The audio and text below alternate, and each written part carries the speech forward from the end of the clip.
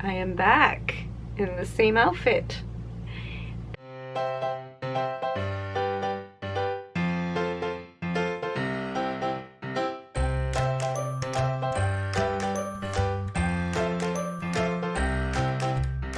Today / this video is going to be about addressing some of the rumors or the myths / truths about teaching in Korea. I want to address these rumors because oftentimes they aren't rumors. I think that a lot of people do have these experiences, but it just so happened that I had a lot of experiences that were opposite of what I expected or had heard that would happen. And I thought it'd be a good video to kind of emphasize the fact that things aren't always going to be how you expect. And sometimes they're better, sometimes they're worse.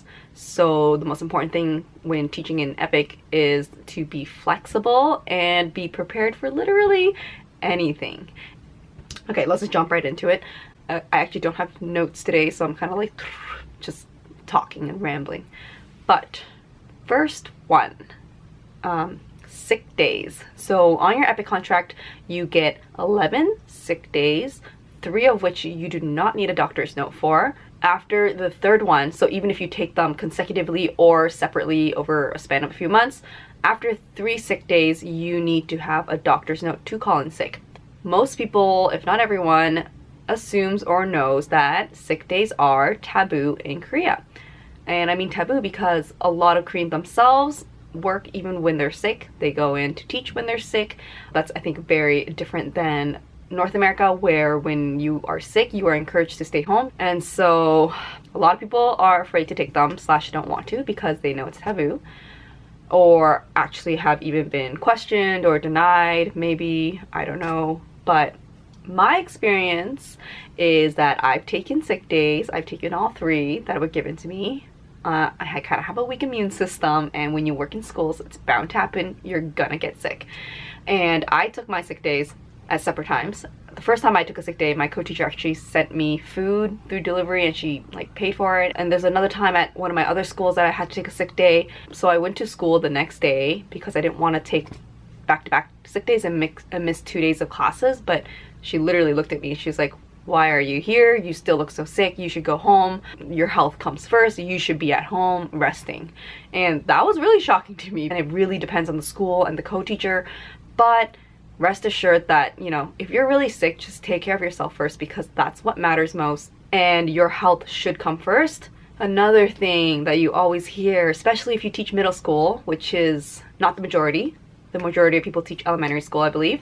Middle school is the hardest grades to teach, and that especially 2nd grade middle school, apparently there's a thing called the 2nd grade disease, where the kids, I guess, hit this new milestone of craziness. And you know, that's what I hear a lot, even from other middle school teachers who are Korean. They will say like 2nd graders are the scariest, 2nd graders are the hardest to teach. At my main school, 2nd semester, I strictly taught 2nd grade middle school boys. And I should explain, 2nd grade is equivalent to, I believe, I guess 7th grade middle school in Canada. My 2nd grade boys were some of my favorite students. I definitely think a lot of that has to do with having a wonderful co-teacher who disciplines them very well. But overall, like, I would say that my favorite classes were 2nd graders. So if you end up with middle school, if you end up with all boys, all girls, if you end up with something that is not what you expected, keep an open mind. Because I freaked out when I heard I had middle school boys. And honestly, looking back, I of course can't imagine myself having taught anything else. And I will never know what it would have been like if I taught elementary school, if it would have been better or worse. But, you know, just be open-minded, because sometimes experience just doesn't go the way you expected it to. I expected it to be absolutely horrible, and it turned out to be quite great for the most part. For the most part.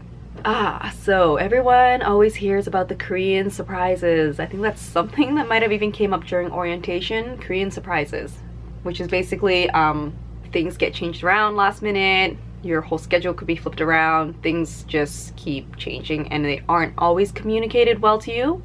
Again, this video goes in hand with my last video because I got very lucky. My main co-teacher was super great at keeping me up to date but even then there were times where she would forget. I was at 2 different schools, so it's hard to keep track sometimes, reasonably so. And a lot of times the Korean co-teacher doesn't even know things until the last minute, so of course you wouldn't find out until the very last minute. And it really is certainly a surprise sometimes. I've had my schedule flipped upside down like 3 times in one day before, where it's just like, again, the key word, flexibility. You're gonna need it. Prior to going to Korea, a lot of people have the image that, of course, Korea is it's a very strongly traditional country still. So there are certain things that are definitely true, which, you know, will even be talked about at orientation or on the online training, where, like, for example, there's a hierarchy. Usually you gotta really respect your elderlies, and how you drink at work and school functions have certain, you know, there needs to be certain mannerisms and certain habits.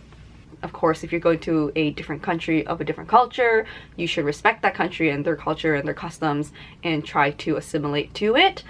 But I would say that overall, in my experience, it's really not as stiff as you might imagine it to be, or as some people might say it to be. Like I said, it really depends on, you know, what school you teach at, the teachers you work with, your colleagues, what they're like. I had a lot of younger colleagues, so maybe that's why, but everyone I met there was just so kind, so sweet. When I try to do some of those things that I thought were necessary, they'd be like, why are you doing that? Why are you doing that? Why are you doing that?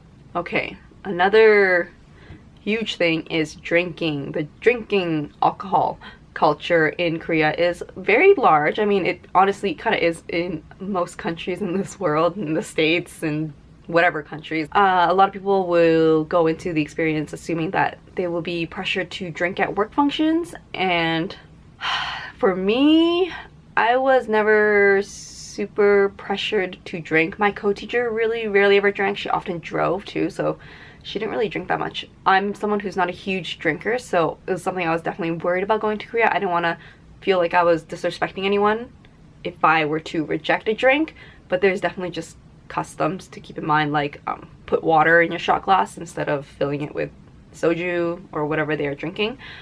But overall, I'd say that a lot of people are understanding, because not everyone drinks. Of course, not even everyone at your school is going to drink. I definitely have heard stories where people felt more pressured in their work setting to drink, but it's definitely going to vary. Yeah.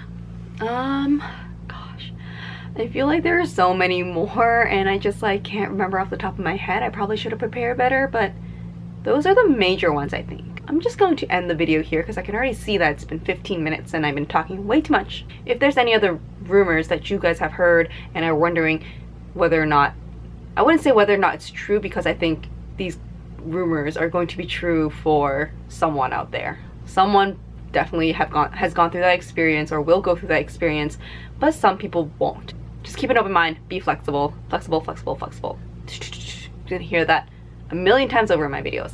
I'm gonna end this up because my camera's gonna die. See you guys later. Bye.